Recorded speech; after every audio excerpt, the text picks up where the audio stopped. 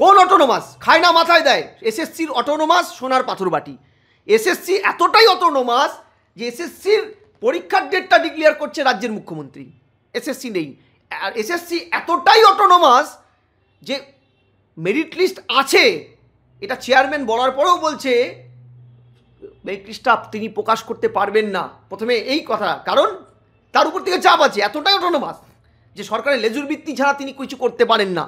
সরকার প্রেরিত কিছু লোক ছাড়া এই এসএসসি চেয়ারম্যান কেউ হতে পারবে না। সুবীরেশবাবু তার প্রমাণ। আমার কথাটা হচ্ছে, বেশ এসএসসি চেয়ারম্যান অটোনোমাস, বাত্যবাবু এই যুগের ধর্মপুত্র যুধিষ্ঠির শিক্ষামন্ত্রী, সব মেনে নিলাম।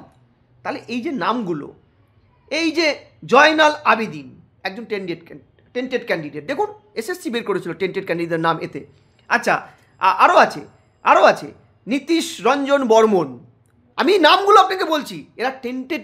আপনিই তো বলেছেন দাদা, আপনি তো বলেছেন এসএসসি, আপনি প্যানেলে আজও জল জল করছে আপনার টেন্টেডদের লিস্ট এদের নাম। তাহলে এরা কী করে ঢুকলো? কোন জাদু বলে ঢুকলো?